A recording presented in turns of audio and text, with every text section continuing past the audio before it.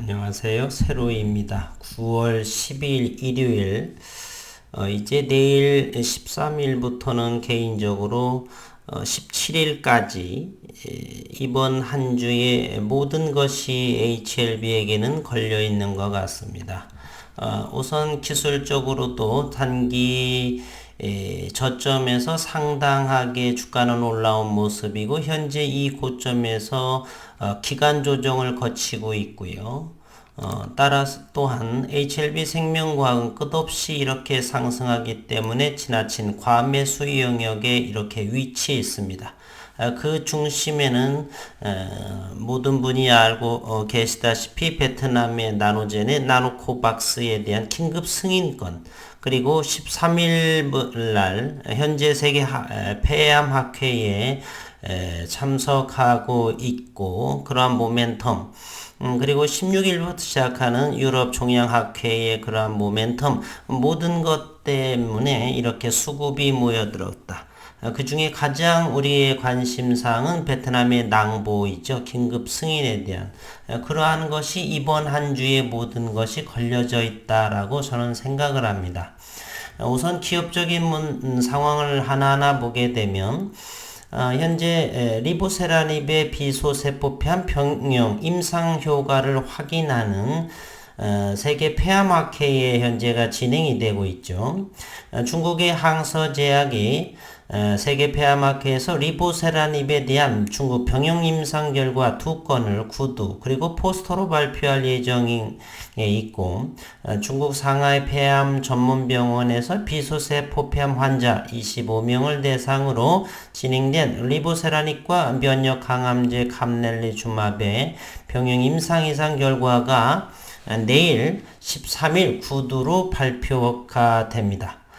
공개된 초록에 따르면 임상 결과의 객관적 반응률이 40%, 질병 통제율 DCR이 92%, MPFS 무진행 생존 기간 중앙값이 11개월을 보여서 진행성 비소세포폐암 1차 치료제로서 높은 효능과 안전성을 현재 보이고 있다. 이러한 상황이 있고요. 그 다음에 또 16일 날에는 이제 16일부터 유럽 현지 시간으로 21일 온라인으로 개최된 유럽 종양학회 연례회의 ESMO Congress 2021에서 항암 연구 성과를 또 HLB는 발표합니다.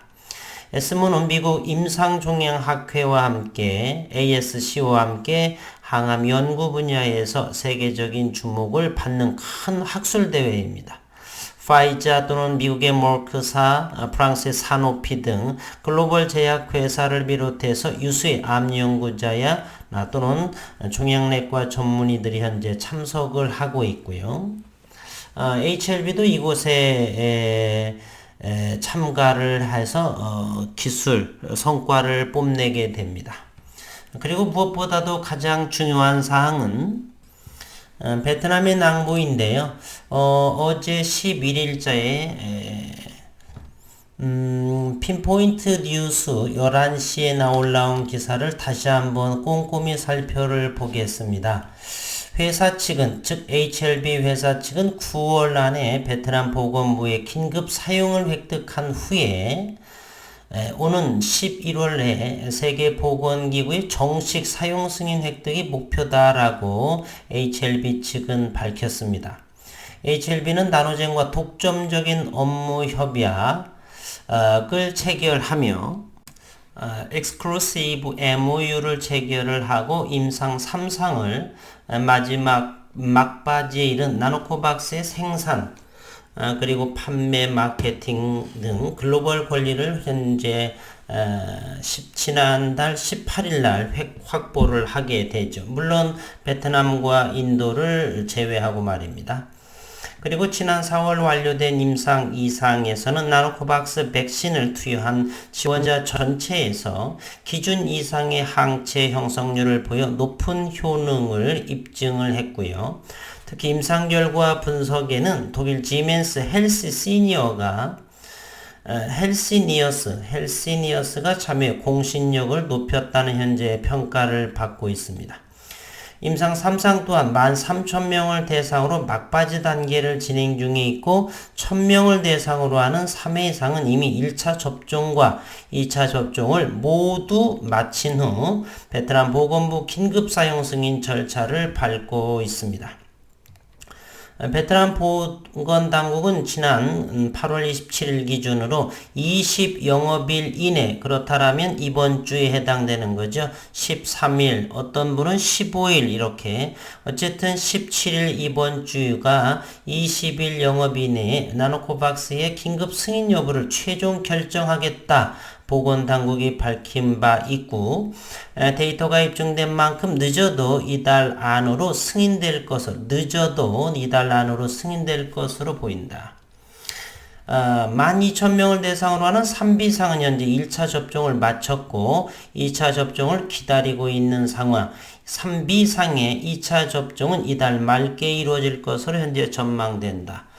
이번 주와 9월 달은 아주 상당한 HLB의 주가의 움직임에 지대한 영향을 미칠 거라고 하는 것은 자명한 일이죠.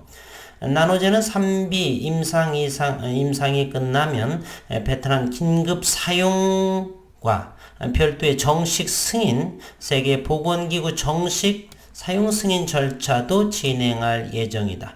11월 안에 해당 절차를 모두 마무리하는 것을 목표로 하고 있고, 이후 본계약을 HLB는 체결하고 나노젠과 베트남, 인도 등 일부 주변 국가에 대한 판권은 나노젠이 가져가고 나머지 국가 글로벌적으로는 HLB가 갖기로 이렇게 진행이 됐습니다. 라고 따라서 이것은 9월 11일자 핀포인트의 뉴스의 발인데 내일 월요일부터 13일부터 17일까지 아주 다이나믹한 그러한 HLB의 주가 움직임 또는 변동성도 나올 수도 있고요. 공매도와 그리고 단기 그리고 장기 투자, 어쨌든 시장의 주목은 코스닥의 시총의 3위에 해당하는 에코프로비엠인가요? 전기 배터리에 관련 기업. 이 기업의 세 번째의 시가총액을 HLB가 차지하고 있는데 코스닥에서 이번 주 가장 핫한 종목이 되지 않을까 내심 이렇게 생각을 하고 있습니다. HLB의 이제 공매도도 한번 최종적으로 한번 바라보게 되면요.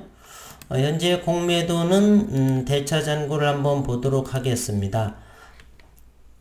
HLB는 여전히 상환이 많이 이루어지고 있음에도 불구하고 대차가 더 많이 이루어져서 현재 여전히 대차 잔고도 1776만 7천주, 여전히 대차 잔고는 줄어들지 않고 있다. 어떻게 생각을 하시는지요? 상환도 많이 이루어지고 있습니다. 그렇게 되면 대차는 관망하거나 가만히 있어야 되는데 대차도 동시에 늘어납니다.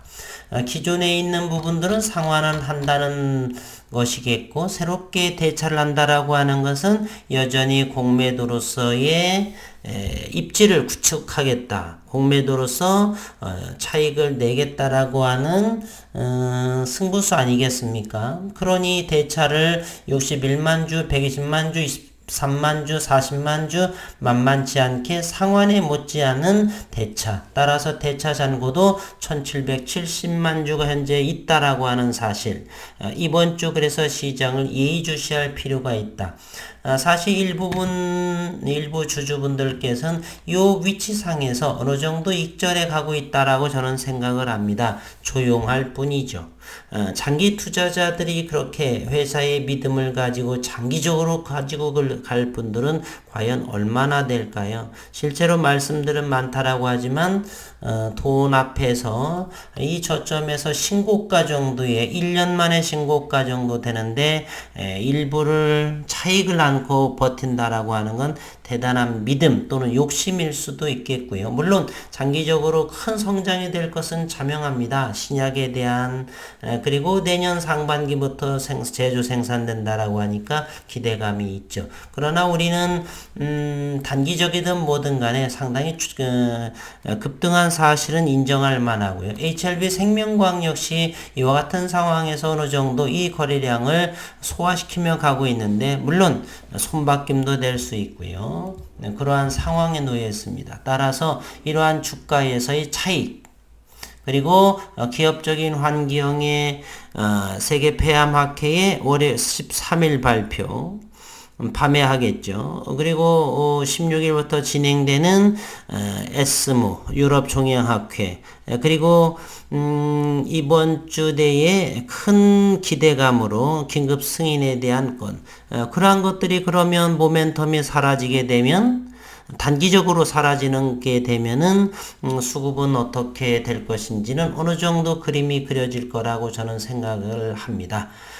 이도저도 아니고 해외에 3개월 또는 반년을 출장이라든지 이런 부분을 다녀오시는 분이라고 한다면 괜찮겠지만 국내에선 버젓이 두 눈 치켜뜨고 바라보는 상황에서 그러한 움직임에 있어서 얼마만큼 수급이 들어와서 다시 쭉쭉 올라갈까 아니면 어느 정도의 가격 조정을 보이게 될까? 저는 어쨌든 이번 한 주가 대단한 HLB 그룹주의 다이나믹한 그런 한 주가 되리라 이렇게 내심 생각해 봅니다. 우선은 HLB 생명과학은 여전히 큰 차트 상으로서도 무너지지 않은 상황이지만 또 급변하게 변할 수 있기 때문에 이번 한 주는 예의주시할 필요가 있고요.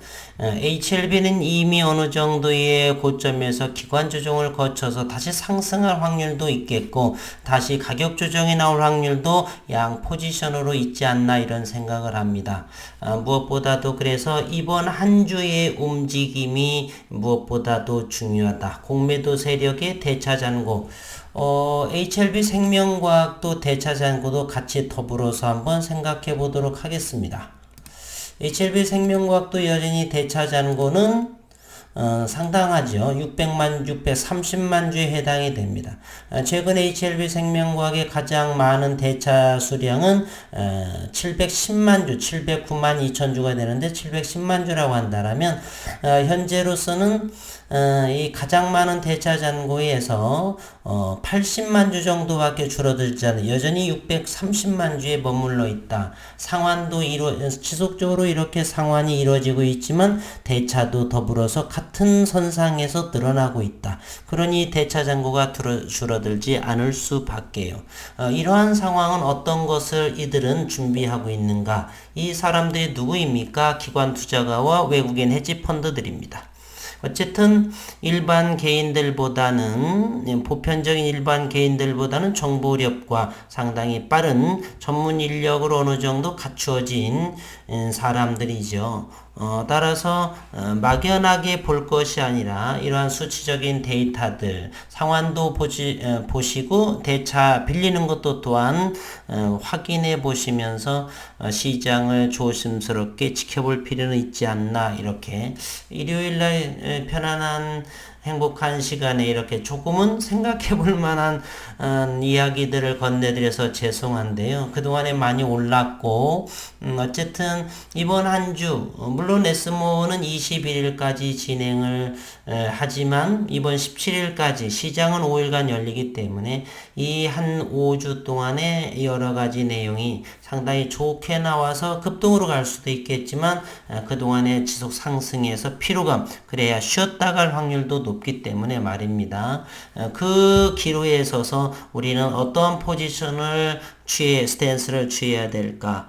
일요일 조금 쉬시면서 나름 차분하게 정리하시는 것도 투자에 좋은 것이라 저는 생각을 합니다. 장기적으로 충분히 이러한 것들이 모든 것들이 현금화가 되어서 영업이익과 매출이 늘어날 것이고요. 그러나 우리는 단기적으로는 그런 모습에 조금은 고려해 볼 만하다.